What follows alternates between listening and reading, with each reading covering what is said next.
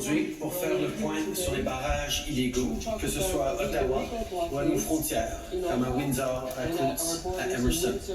Je veux aussi vous parler de la situation en Ukraine et de la rencontre de ce matin avec le président Biden et d'autres alliés. The illegal blockades are hurting Canadians, whether they're in Ottawa, Windsor, Coutts, or Emerson. They're endangering jobs, they're threats to our economy and to public safety. The blockades are hurting small businesses and neighborhoods. At the border, they're impacting trade, supply chains, and manufacturing. The people these blockades are hurting are everyday families, auto assembly workers, farmers, truckers, and blue-collar Canadians. This morning, I spoke with David Cassidy of Unifor, who told me how badly this is hurting workers in Southern Ontario. We both agree that blockades are unacceptable and that they have to end for the good of all Canadians. Hier, j'ai convoqué le groupe d'intervention en cas d'incident avec plusieurs ministres et hauts fonctionnaires. On continue de travailler de près avec les municipalités et les provinces pour mettre fin au barrage. J'ai aussi partagé les plus récents développements avec les chefs des autres partis. J'ai insisté que tous les députés de tous les partis doivent dénoncer ces actes illégaux. On Wednesday, I spoke with Premier Ford and yesterday with Mayor Drew Dilkins of Windsor to offer the full and continued support of the federal government. Minister Alcabra, as well as Ministers Blair, Mendicino, and LeBlanc, are also in regular contact with their counterparts. Ontario's announcement this morning is responsible and necessary. We will continue working alongside all partners to get the situation under control. This morning, I had a direct call with President Biden to talk about our shared challenges at the border. I updated him on the situation, particularly in Windsor. We discussed the American and indeed global influences on the protest. We talked about the US-based flooding of the 911 phone lines in Ottawa, the presence of US citizens in the blockades, and the impact of foreign money to fund this illegal activity. President Biden and I both agree that for the security of people and the economy, these blockades cannot continue. So make no mistake, the border cannot and will not remain closed. I want to remind everyone that politicians don't direct police in a democratic society, but I can assure you that the RCMP is working with provincial and local police departments to enforce the law. Everything is on the table because this unlawful activity has to end, and it will end. Of course, I can't say too much more now as to exactly when or how this ends, because unfortunately we are concerned about violence. So we're taking every precaution to keep people safe. But the absolute safest way for this to end is for everyone to return to your communities now. If you're still participating in illegal blockades, you're hurting your neighbors. So it's time to go home, especially if you have kids with you. Dans les dernières semaines, on a vu que des fonds ont été amassés pour soutenir les barrages, incluant des fonds provenant de l'étranger. C'est important de comprendre que ces fonds ne peuvent pas soutenir des activités illégales. Canada's banks are governed by laws, regulations, and practices that ensure funds cannot be used for criminal or illegal activity, and these blockades are illegal. Canadian banks are monitoring financial activity very closely and taking action as necessary. I want to make something very clear. The illegal blockades seeking to take our neighborhoods and our economy hostage, and the collective COVID fatigue we are facing are two very separate things. If you joined the protests because you're tired of COVID, you now need to understand that you are breaking laws. The consequences are becoming more and more severe. You don't want to end up losing your license, end up with a criminal record, which will impact your job, your livelihood, even your ability to travel internationally, including to the US. We've heard your frustration with COVID, with the measures that are there to keep people safe. We've heard you. It's time to go home now. And to the people who are tired of this pandemic, that is, all Canadians, I want you to be able to get back to the things that you love. I hear you, all of you. Parliamentarians hear it in their communities. We all hear it from friends and family. From people like Lori from here in Ontario, who wrote to me to say she disagrees with the bad behavior of the blockaders, but she's also tired of the restrictions. Or Helen from Toronto, who's worried about what the restrictions are doing to children's mental health. I understand. We don't want these measures to last longer than they should. And we never did. But the truth is, because of all of our efforts, we saved more lives in Canada than in many other countries. We helped people like Samuel from Courtenay, BC, who also wrote to tell me that as a healthcare worker, our measures are keeping him safe. C'est parce qu'on a travaillé ensemble et qu'on s'est fait vacciner qu'on a récupéré plus d'1 million d'emplois. On a demandé aux gens de se faire vacciner précisément parce qu'on veut éviter des confinements et des restrictions. Et c'est ce que les Canadiens ont fait. En regardant vers l'avant, on continue de travailler avec les responsables de la santé publique et de suivre les meilleurs conseils scientifiques pour garder les gens en sécurité et pour protéger les travailleurs de santé. Every day, we consider and reconsider what's possible and what's best to protect Canadians. I have multiple meetings every week to talk about what the next step are. And this morning, for example, I spoke with Dr. Tam and Minister Duclos, among others, about the plan to adjust travel measures under federal jurisdiction. As Canadians, it's important to continue being there for one another. We're fighting a virus. We're not fighting each other. People are making sacrifices and have been for the past 2 years. It's never the time to hurt our economy and fellow Canadians with illegal blockades, but especially not now. After all we've sacrificed together, after all we've done to get back to the things we love and reopen our lives. Avant de terminer, je veux parler de la situation en Ukraine. On continue de travailler de façon très proche avec le président Biden et nos alliés. Ce matin, on a eu un sommet virtuel pour discuter de nos efforts diplomatiques, économiques et militaires. During the summit with President Biden and allies, we discussed the importance of finding a peaceful solution. That remains our focus.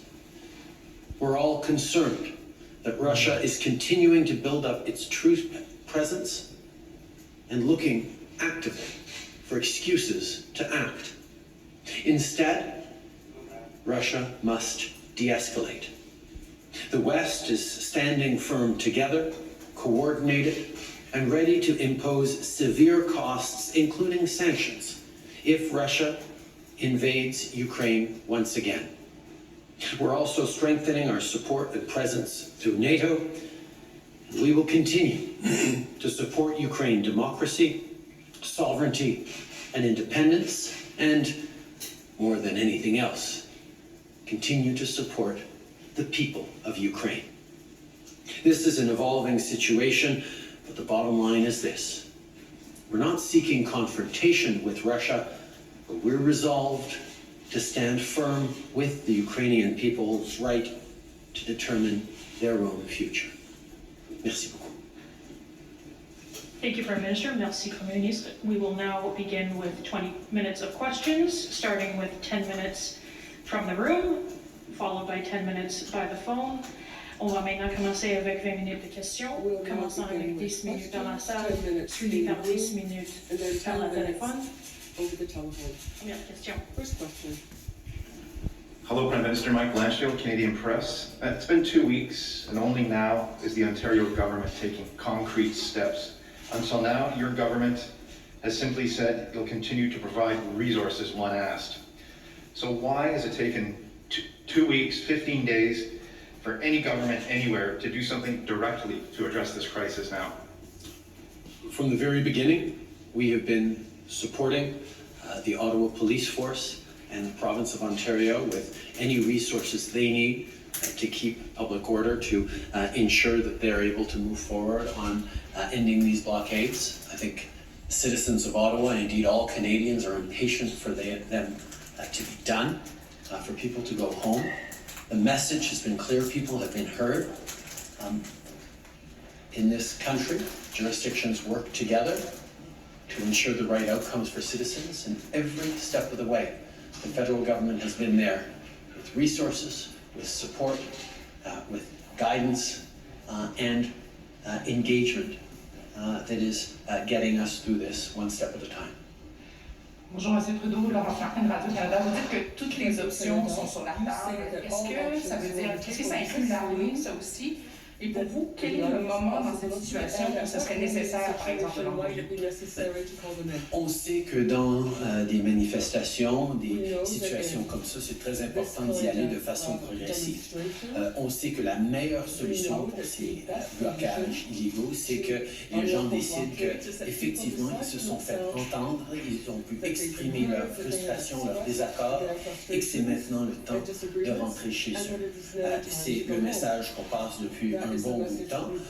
Maintenant, il commence à voir qu'il va y avoir des réelles conséquences à leur licence, à leur avenir, à leur emploi, s'ils se font arrêter dans des barricades illégaux, et des gens qui vont, on l'espère, choisir de rentrer chez eux. Sinon, il y a une intervention policière qui va être de plus en plus robuste, et on va continuer de répondre de façon proportionnée.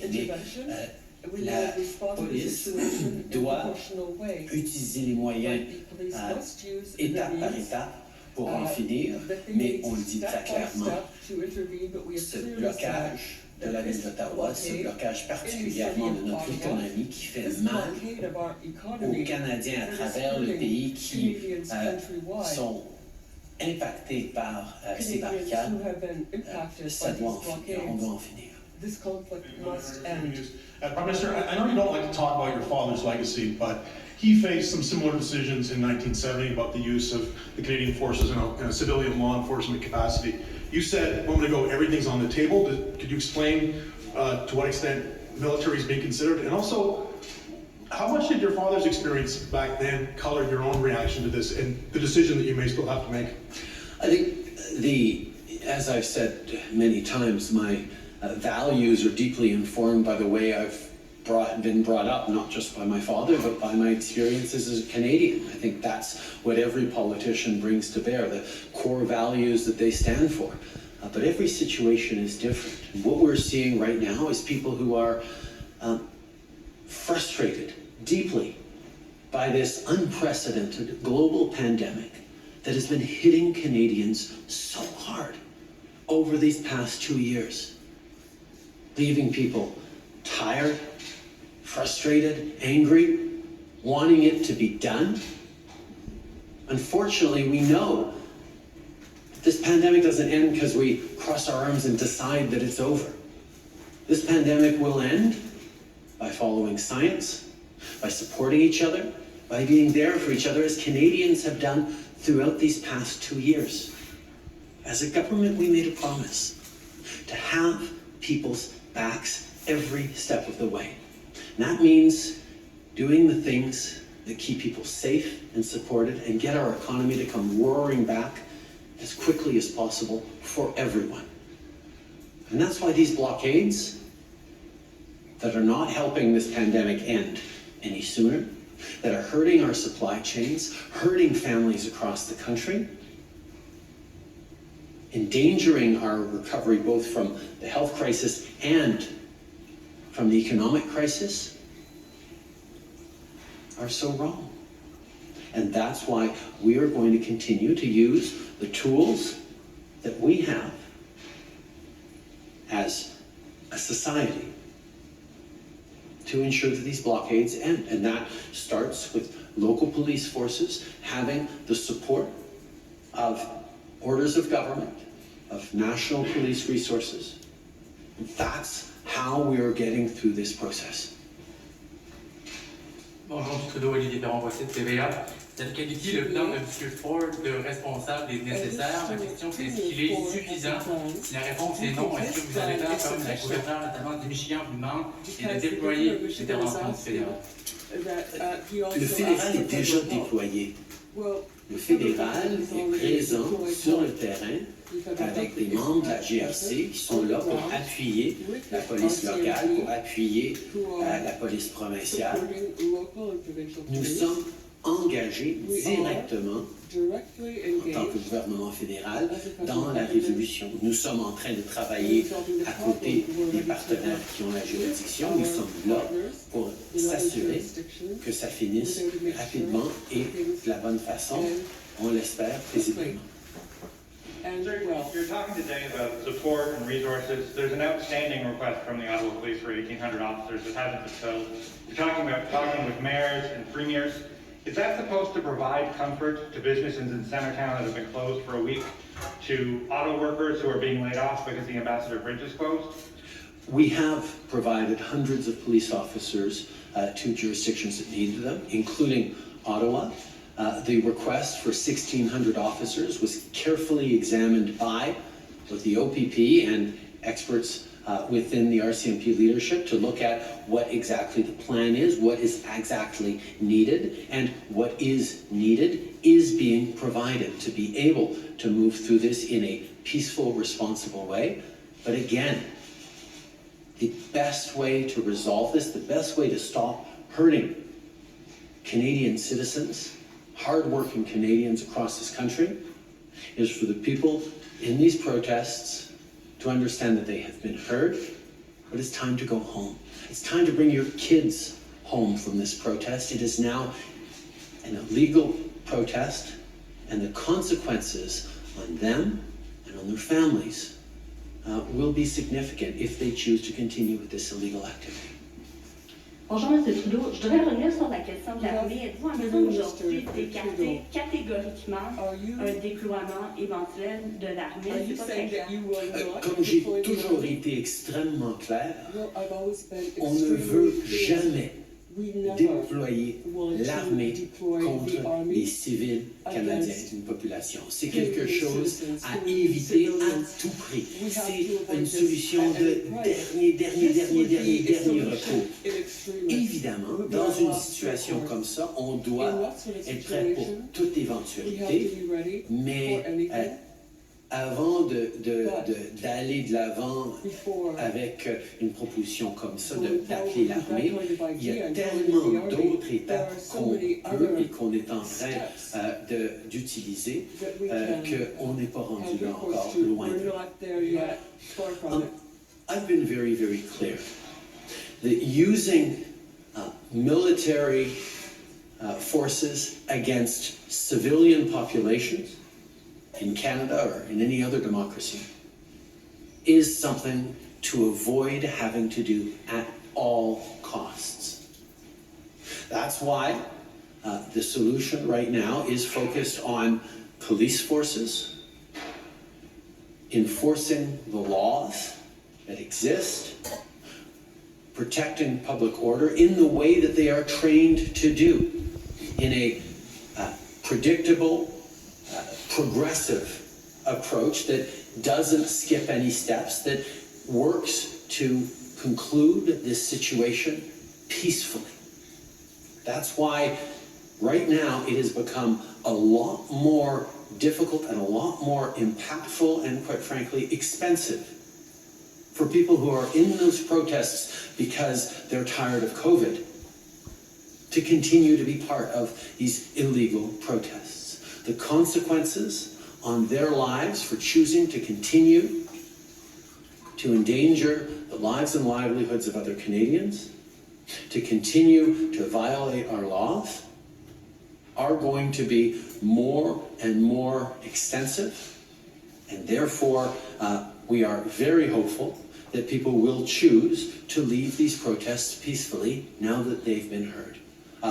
There are further steps for law enforcement to take as that happens or not, but we are a long way from ever having to call in the military, although, of course, we have to be ready for any eventuality, but it is not something we are seriously contemplating at this time.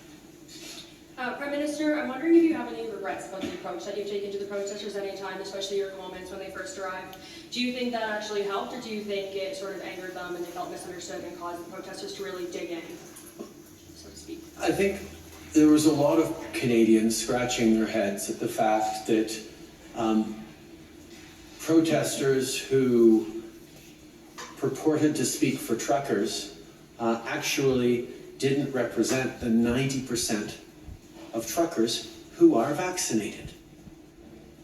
I think where they certainly struck a chord with a lot of Canadians is that people are tired of COVID. They're tired of the restrictions.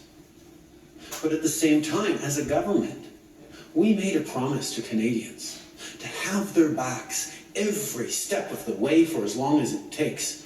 And part of having people's backs is making sure that the public health measures that we bring in, the supports for Canadians, the supports for provinces that bring in restrictions, these are the things that get us through this pandemic. These are the things that save lives, and we are going to continue to follow the science and do what is necessary to keep Canadians safe every step of the way, because quite frankly, Canadians stepped up.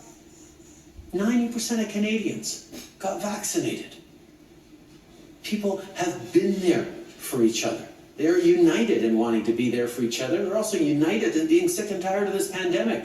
Those two things can be true and are true. And our responsibility as orders of government is to continue to be there for them every step of the way.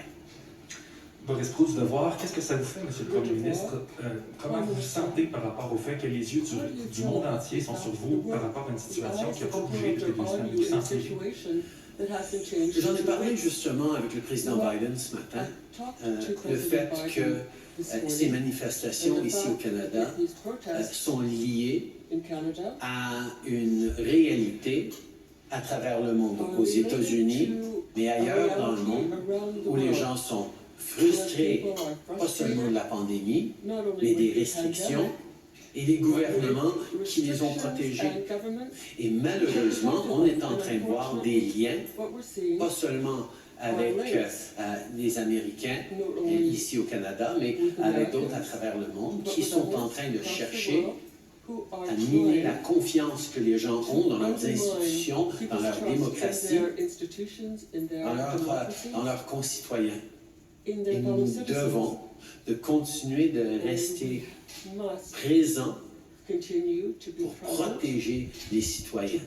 Dès les débuts de cette pandémie, j'ai fait une promesse aux Canadiens qu'on allait être là pour eux, avec tout ce qu'ils avaient besoin, aussi longtemps qu'ils en avaient besoin. On va continuer d'être là. Thank you. We will now go to the operator for questions over the phone for 10 minutes. One question, one follow-up. Nous allons maintenant aller à la téléphone pour des questions, une question et un suivi. Merci. Operator, over to you. Thank you. Merci. For questions over the phone, please press *1 on the device's keypad. Pour les questions téléphone, faites étoile 1 sur votre appareil. Please press star on your telephone. The first question is from Olivia Stefanovich from CBC News. Please go ahead. Your line is open. Hi, Prime Minister Trudeau. Provinces are listing vaccine passports, and your government, as we understand it, is moving to list the PCR testing around travel. Are you concerned that the protesters will claim victory for these changes, and this will embolden them further? I think different provinces are taking decisions that they feel are appropriate to them on vaccine mandates and restrictions they have in their jurisdictions. As you know, the federal government has responsibility over the borders, over international travel, and over the federal public service. As I said, we had extensive meetings today on the next steps that we look forward to taking, and we'll be making announcements regarding our border posture next week. Are you concerned, though, that any announcements you do make could lead to these protesters claiming victory and embolden them further? I think it's extremely important to emphasize that all the decisions we take will be based in science, and indeed will be focused on Canadians getting their lives back to normal. I can emphasize that many of the measures that we've been talking about for a long time, for example, the measures that the Canadian government brought in on needing to be vaccinated to get on a plane or a train, or needing to be vaccinated to work in the federal public service, are not among the things that we are considering changing.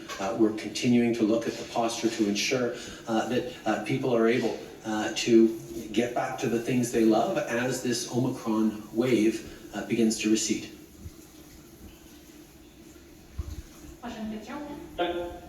Thank you. Merci.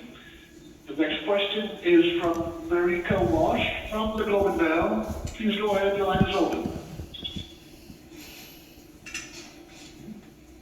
Good afternoon, thanks for taking our question. You spoke briefly at the beginning about foreign funding.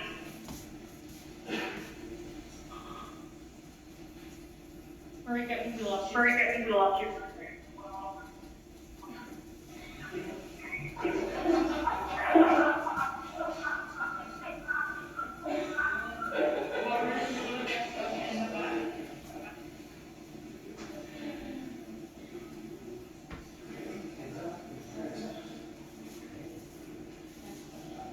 Next question and come back to Marika.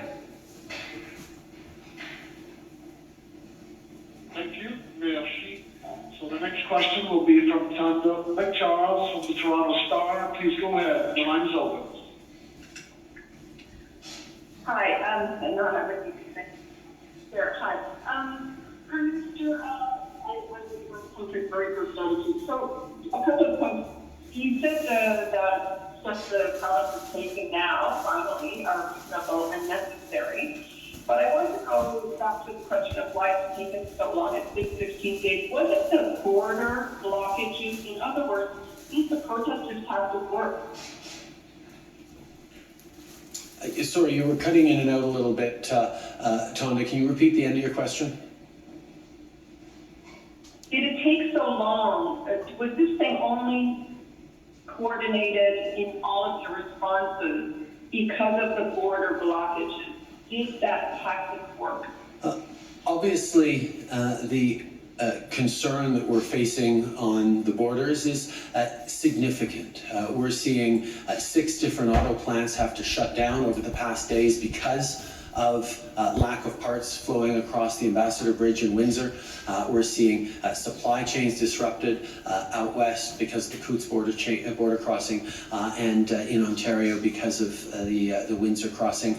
These are things that we are absolutely taking extremely seriously, but we have been taking the situation seriously from the very beginning and working with partners, municipal and federal, to put an end to these peacefully and responsibly. That is the job of police officers and police forces. The responsibility of politicians is to ensure that the police forces have the tools and the resources they need. That's what we've been doing, but we do not direct the local police of jurisdiction, even when they're in proximity to an international border crossing. We all work together, and quite frankly, regardless of the conversations being going on between jurisdictions, I can assure you that on the ground, the actual cohesion and alignment with all different police forces, federal, provincial, and municipal, has been exemplary. Follow-up? What did President Biden tell you about the U.S. influence or participation in the Canadian protests? and how was cut off any foreign funding? Obviously, President Biden expressed his concern for the well-being of Canadians and indeed for the jobs and economic ties that flow back and forth across our border every single day. He expressed concern not just for the impacts right now, but the indication that there is international support from the United States and from elsewhere around the world for these protests. We've seen that the attack, for example, on the Ottawa 911 system came from the United States. We see that almost half of the funding through certain portals that is flowing to the barricaders here in Canada is coming from the United States. We see a mobilization of some of the more challenging political elements in Canada and in the United States around support for these blockades that are hurting citizens. We are going to continue to work together, as we have been, on resolving this situation, but also on strengthening our institutions and our democratic principles. Operator, can we go back to Marika for a question? Yes, thank you. Ms. Walsh, if you could press star 1, please, on the device's keypad.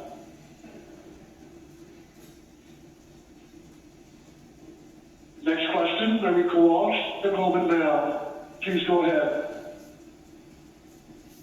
Good afternoon. Prime Minister, can you please provide us with some more details about the percentage of the funds that the federal government believes is coming from the U.S.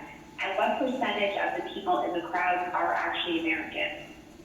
Those aren't details that I have right in front of me. I've heard that on certain platforms the number of U.S. donations are approaching 50%, but we can make sure that we ensure that that information is shared with you on that. In terms of the presence of Americans in our protests, I can assure you that our police services are monitoring carefully and watching and coordinating with partner agencies around the world. Follow-up? Thank you. And the U.S. has said that it's offered support to the federal government. Has the federal government accepted that support, and what specifically is it? I don't want to get into operational details, but I can assure you that the conversations directly between Governor Whitmer of Michigan and our officials, and indeed with the White House, have ensured us of resources and support if necessary, and the folks on the ground are working out what is necessary and what could be used as we move forward. Next question. Thank you, merci. Next question is from Justin Ling, freelance. Please go ahead, the line is open. Good afternoon, Prime Minister. You've made it clear that a military option is the last resort. You're still pleading with them to go home. These protesters have made it clear they're not leaving, they're not listening to you. They don't really have much interest in what you have to say. So what comes next? What is the next part of the federal solution here, given how overwhelmed the city of Ottawa is?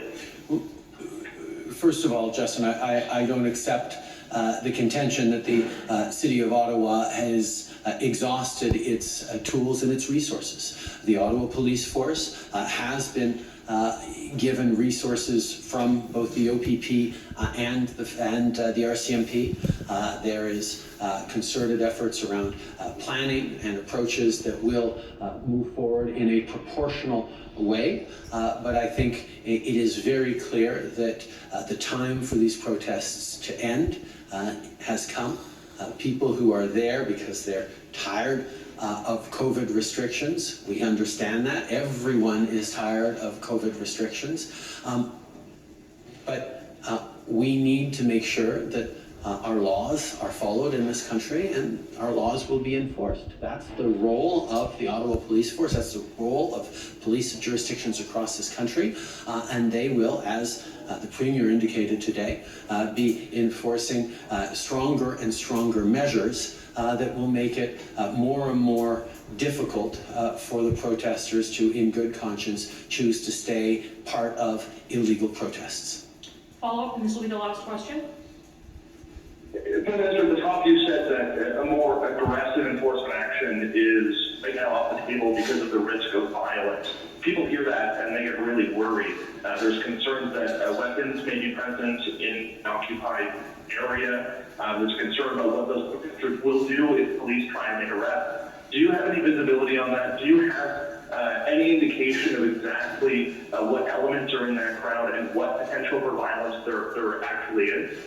I can assure you that I have been briefed regularly by both our intelligence agencies and police agencies on the risk levels to civilians, including protesters and vulnerable people within the protest. There are people who are there with their kids in these protests. And their well-being is, of course, top of mind for the police services, as is the well-being of citizens in and around the protests as well, who just are trying to go through their daily lives. There is always a concern around escalation, but the police have a robust framework within which they go step by step on making it more and more difficult for the protests to continue, more and more expensive for people to choose to stay in the protest, both in ways financial, but also on impact of their lives and livelihood. It is time for these protesters to go home. It is time to recognize that this protest, this blockade, is illegal, and those consequences on people choosing to remain will be increasingly challenging. And the police have the tools to move forward in a step-by-step approach that will bring back order to the City of Ottawa and indeed to our border crossings. Merci, ceci met fin à la conférence de presse. Thank you. That concludes today's press conference. Merci beaucoup tout le monde.